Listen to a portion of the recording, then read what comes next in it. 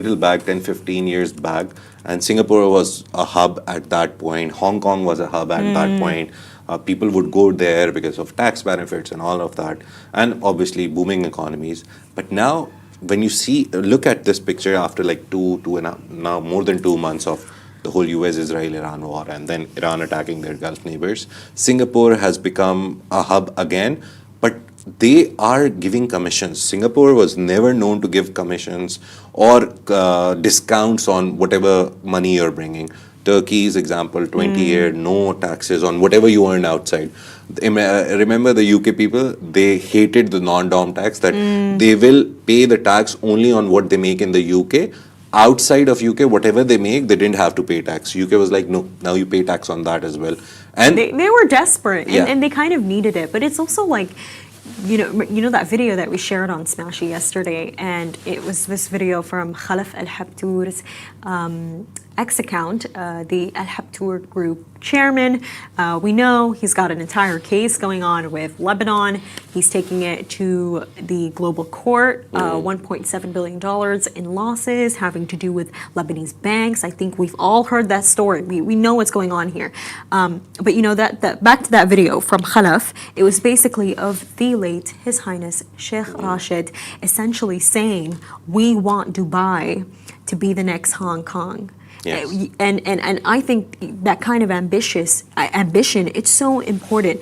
And honestly, I'm with the UAE strategy. Like, do you see what's going on in New York right now? It's like trending. Zahran Mamdani welcoming King Charles, and what was it that he said? he was said, like, return give me back the diamond. the Kohinoor. Kohinoor. Yes, the Kohinoor. Bring it back. And I'm like, what does, number one, listen, I'm Team Mamdani. I love it, you know, first Muslim South Asian mayor. I'm with the story, Majid. It's just, and even he seems like a great guy. He seems like he's doing a good job. But like, I have to question his strategy. I just have to play devil's advocate here because, you know, you mentioned the one about him going to the Citadel founder's house and saying, you know, this is his house.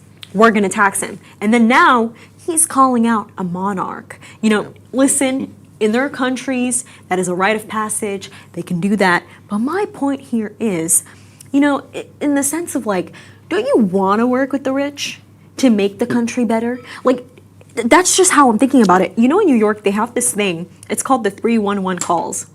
And basically what it is, Majid, it's like this service. And people from all over New York can call and say, hey, there's yada, yada, yada going on in the building. This infrastructure is ruined, this pond. It can be about whatever. And these calls, they make them public.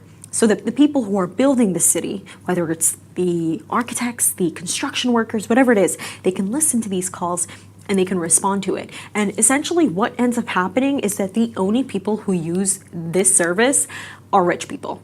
And guess what? Because the rich people know how to use the service and they use it, what happens? They get their areas fixed. Oh. And then the disadvantaged, they stay disadvantaged. Yeah. Anyways, getting to my main point here, and you know, correct me if you know, tell me if I'm wrong, but don't you want to work with the rich? Like, come on. No, but I in that sense, I kind of, because look at the UAE. Yeah. They've attracted all the millionaires, all the billionaires. And yo, it's still tax-free. It's still tax-free. We're all winning. We can all win together. Look at Egypt. Egypt is such a prime example of this. What are they doing right now? They're working with one of the largest real estate companies to build a mega project in Cairo. Yeah. This is one businessman that you have. Then you have the Suarez brothers, and they're all doing so great for themselves. Yeah. You have something called Rescom Entertainment. I didn't even know that existed. No, just the reason why I'm saying this is because the dad was like, okay, Naguib, you can have Rescom Telecom, Nasif, you can have Rescom Construction, and then I forgot what Sameh got, but he got something. But my point here is to say now they have Rescom Entertainment, and they're like building the pyramids more. Yeah. The pyramids apparently used to be white, like who knew? But they're building it up. Why?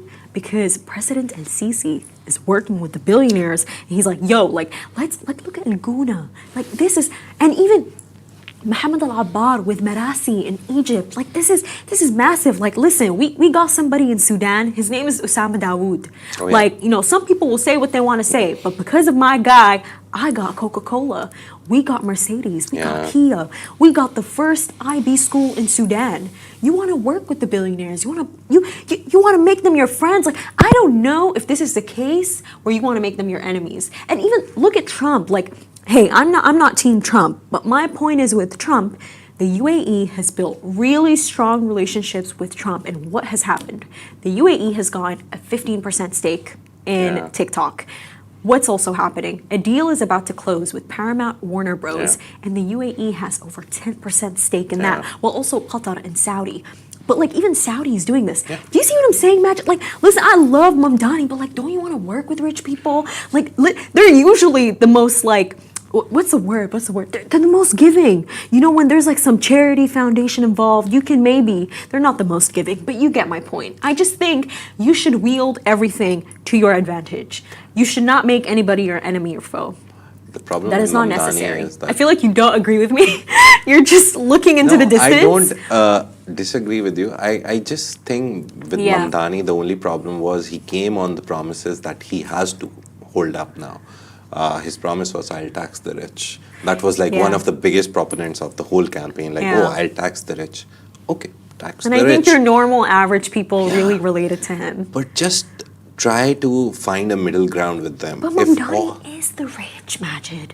Like Yeah, his he is. mom, like She's big, the best, one of big the best director. producers. Please tell us about her. I know that you watched some of her films. She's made movies in Hollywood, in India. She's hired some of the best actors from Hollywood for her movies. Yeah. My only problem with Mamdani, he has a rich background, to be honest. Yeah, he comes from a rich family, so I think kind of gets the idea of how richness works. See, his whole idea is good. Taxing the rich is never a bad idea. The idea is you need to find a middle ground with them. Don't just tax them and say, okay, give money and I will make streets for the poor and I'll start adding money to unemployment so more people become unemployed so they get money for nothing. You have to put a plan in place and then go to them and be like, see, okay, I understand that you don't want to pay 10% in tax. Let's do 5%. This 5% we'll take it. We'll use 3% of it for the poor neighborhoods, will make New York a better city. But the other 2%, I will build infrastructure with it. I will remove the potholes and everything. Indirectly, that 2% will help you because you are here, you're in New York City, your headquarters are here, your people work here. Eventually, the housing prices going down, people in your companies will not ask for raises. They will ask for raises still, but their quality of life in the same amount of money will become better. And that way they will produce more work for you. So you will get richer. So it's just how you frame the argument. Going all out against rich people, you're completely 100% true. They hold the power. You don't do that. Like, you know what I mean? You just find a middle ground with them. Like, absolutely. I'd love to meet with Larry Fink. Like, you know, let's get the discussion moving. Like, what can we do? No, it's because this is how it is. This is how it is in the end of the day. And unfortunately, there's these like economic monopolies. And it's like, you know, I personally, it's my personal opinion, I don't think I should be out here protesting. I don't think that it will do much for me. Even as like, the way that I think, Majid, is that if you really want to make a real difference, Ward hopping on a plane and going back to Sudan is going to do nothing. Like, say I just decided one day, I'm like, you know what? This is a passport that I hold. I'm so nationalistic. I love patriotism. Let me get on the plane. Let me go to Sudan. Let me, you know, by going back, basically, let's build the country. Let me send my kids to those government schools and that don't always have the best success rate. What is going to happen? No. What do you go back with? Go back with millions where you can hire, you can upskill, and then you can build back. You don't go back with your hands empty. It doesn't make sense. Like, you know, a story that I think about that I think is so inspiring, and the videos just keep popping up in my feed. The one about Palm City, the club that basically just won the UAE, what's it called? Oh my God. I think the second or I third don't remember division. it. Or I think it's the second cup. division. But they just won. And Palm City, the club, It was founded by His Highness Sheikh Khalid. He's a prince, he's very young, but also it was founded by this guy called Suhail Var, and I believe he's Austrian, not very sure. But this guy, like, he's showing videos of him arriving in Dubai, no money for a cab, and then he's like, you know, I meet this royal, I befriend this royal, and we build this, you know, with setbacks, and we build this successful club. That is how it happens. You know, I understand Mamdani, but I just had to put that point out there, which is the reason why the UAE has done well for itself is that it has attracted wealthy allies, and it has also stood as its own wealthy asset, and that is necessary. Very important. If you don't work with the people who have the money, how will you make money?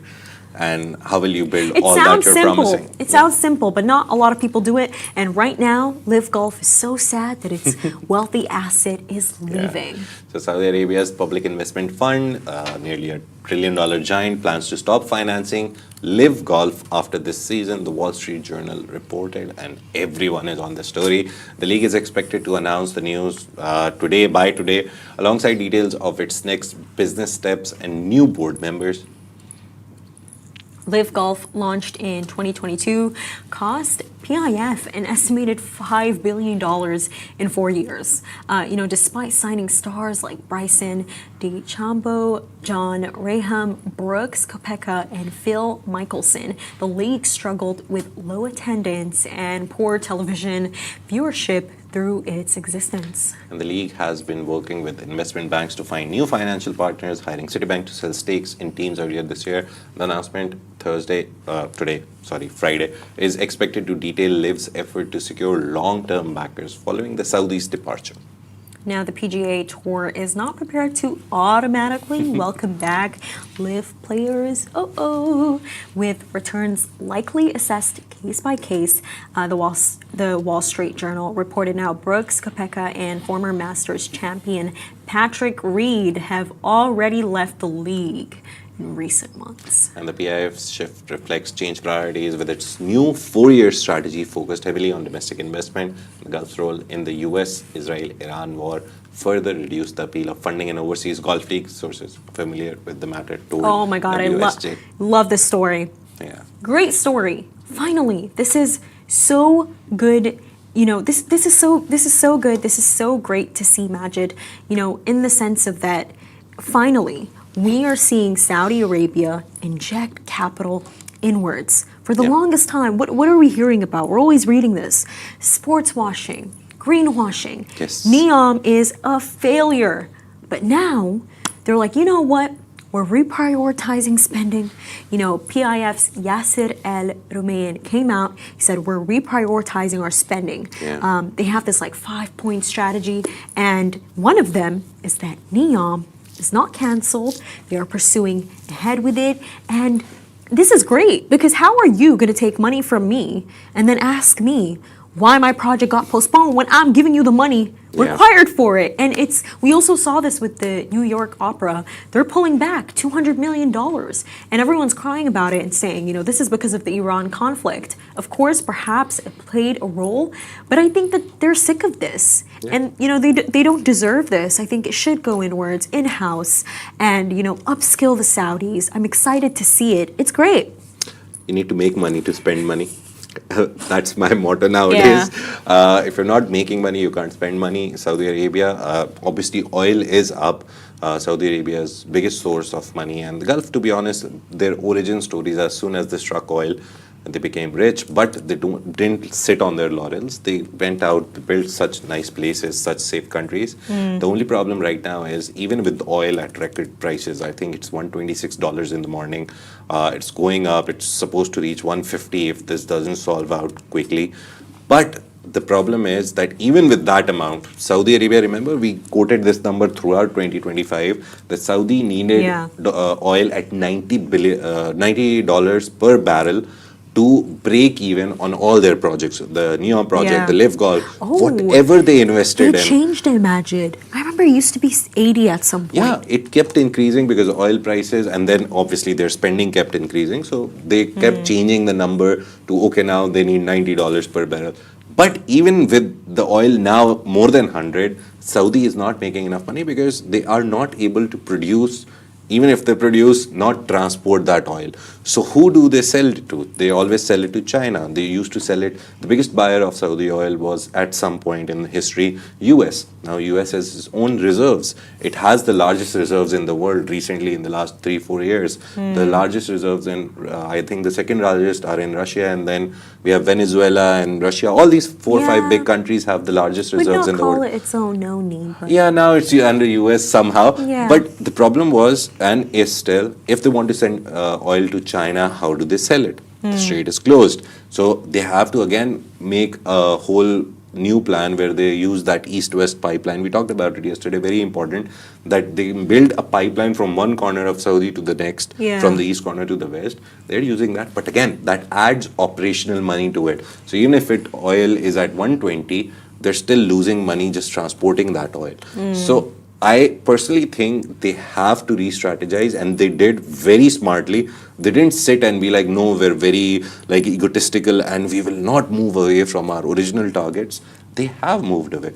But the funny thing and very smart thing that I realized is they are cutting back actively the money from sources where they went in for bragging rights. I won't call it sports washing. They didn't go in for sports washing.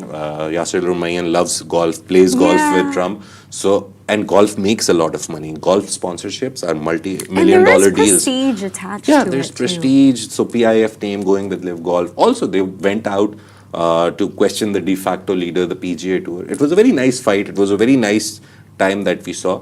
But the only thing that I think right now, they're cutting back from LIV Golf. I think yesterday I read that Yasser Lumayan plus 25 people from the PIF investment team, they've landed in Newcastle. They have the highest stake in the Newcastle United English Premier League club. They are going there and they're thinking if they want to build a new stadium to increase the capacity, and obviously then gate money increases and sponsorships increase, or they want to renovate the stadium which they already have. So they're going to do that. And all of this is because they used to make a lot of money, but their budget deficit is growing by the day. Not because oil is down also, mainly because oil is down, but this conflict has caused problems for all the economies. Majid, what you said, it just reminded me of the Stadium? the Brazilian digital bank, Nubank, that basically there's a stadium in America that it's named after them. But that is actually so genius. I think in a time like this, marketing is important. My only problem with all this is that they shouldn't have invested in all these things from You the think start. so? I personally, if I was there, I wouldn't invest in all of this because there is so much volatility in the world in the last Right. 5 years. We've seen so much happening. Venezuela attacks. With Mr. Trump coming, he's good for the markets because people became millionaires overnight because of how he's moved the market so much, and the Taco Tuesdays. Yeah. But the problem in all of this is that Saudi marketing all this is great. I love it. But they should always have a plan Z, not even a plan B, C, D. I think there they missed the point. They didn't think about what if oil goes to $50? How will we support LIV Golf? How are we supporting Newcastle's deals? How are we supporting? They cancelled the World Snooker Saudi Arabia Snooker Masters. It was considered the fourth biggest I event think in also snooker. the Winter Games. Yeah, I Winter remember Games that. got cancelled. The plans, remember the Morning Brew video, very Yeah. cheeky video where they were like, oh, we'll build a snow mountain in the desert. And some consultants told them the idea. Listen, like you gotta give it to them. They're really ambitious, and they're sitting on a bed of vast wealth. And I just think if there was a time to experiment, it was that time. It was a lived age that all of these news agencies got to tell, and I think it is such a great story to tell. $1 billion they have in DAZN. We did that story. Like 2025 was us reading about PIF, their subsidiary, Search Sports, which is the sports investment arm. We kept doing these stories. I think it's a good thing. They did good. They did great. I'm not questioning the investments. I'm just saying they should have been a little calculating that, okay, going all in on everything is not a good idea. Now there's news that there's next gen ATP Masters, which happens. It's a 1,000 point event for the tennis circuit the whole year round. So that is also going to be cancelled. The WTA finals, women's tennis final. You remember PIF also sponsored women's I just don't think maternity leaves. Yeah. Oh yes. They have Yes, so much money that they've but- put in places, but and Majid, now they just want to pull it back. Look, I just think that it was great for PR. Yeah. It was a good time for Saudi Yeah. to be out there, be on the news, and Yeah. you know that is something that is it's so critical. Yeah. It is, and you need it. You need that PR, even if there is failure that comes with it. It's It's not still even something failure. that necessary. It's not their own doing. No? I would Really? blame In what Saudi sense Arabia. it's not their own doing? It's not their own doing because it's Mr. Trump's and Israel's and Iran war Did you see, doing because of Majid, all of this. The Financial Times released an exclusive that Eric Trump and Donald Trump Jr., the brothers, Yeah. they're investing like over $1 billion in Kazakhstan in mining. So this is what I'm trying to tell you. It's like with these dudes, with these European American businessmen, they have so many failed projects. We don't hear about them. I'll tell But you for some reason yeah. with Saudi, like, if an ant dies, we're about to hear about it. Yeah. It's about to become big, and they refer back to it. This is just how it is. It's just how it is. It's ironic what you said. Just lighted a bulb in my like, what are brain. they that doing in Kazakhstan? You look at it from this perspective. Very interestingly, they give money for everything. The WTA thing, they put in money. Oh, yeah. West calls it sports washing. Now, when they're pulling back the money, they're like, "Oh my God, failure!" So whatever we do, whatever the Gulf does, No, they it became always we really needed that help. We really needed it. who? I was looking at the New York Opera and just like it was No, just not them only, but Yeah. see, they invested in LIV Golf, and they're like, "Oh, sports washing golf now." But now, when they're pulling back, you see the headlines and you read the story.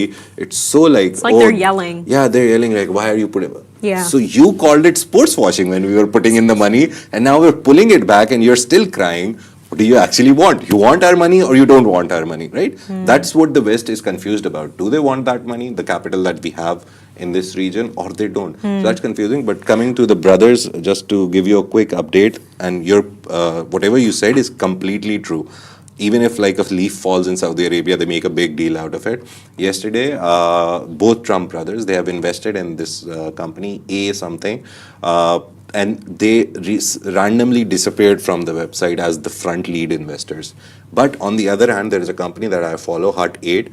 It's a subsidiary of a company. They're into Bitcoin mining. And both brothers went into that company as soon as Mr. Trump became president. And that company is now, their share was trading at $23, $24 per share. Now that share exactly same is $77. Just because they put their faces on that company, the company skyrocketed. So they have that kind of power. And that PR. It's also And there. they get the money out of it. They But just just, put their names, make the money come out. But So I they're just doing think, that.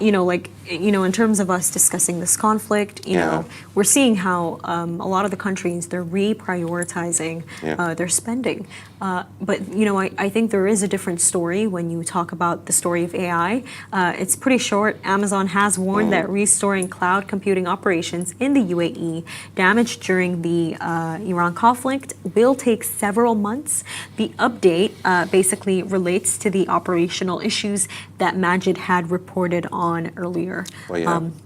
So Amazon Web Services data centers in the UAE, obviously they were hit. It's very interesting how they named it. The first one, the debris that fell, they clearly said, no, it wasn't a missile or a drone or a debris. Yeah. And then the next day, the second update that they gave was, it was the debris of a drone.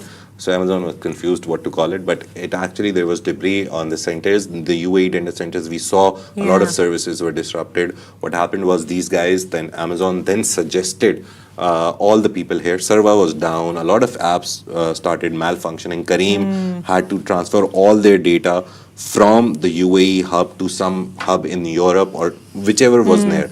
So because of that, you saw not the internet speed go down, but your apps and other services loading slowly. So a lot of people are like, no, it wasn't that. it wasn't the internet, it's the apps, because a lot of data is stored on the Amazon Web Services, the cloud that they have.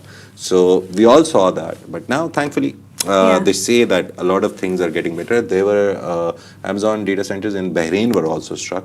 So Amazon has 3 data centers in the cloud infrastructure data centers in Dubai. All 3 of them are We in still Dubai. don't know if their staff came back. Amazon staff, they're working from home. Okay. Sources close to the matter told me they're Yeah. working from home still now. They haven't been called back. As soon as they're called back, I will tell you. 100%. And thank you so much for watching, everyone. This is a Smashy Business show, a Smashy Business production under the Augustus Media Podcast Network. Make sure to tune in for our daily newsletter. You'll find the subscription link in the description. Take care. Have a great day. See you after the weekend. Bye bye.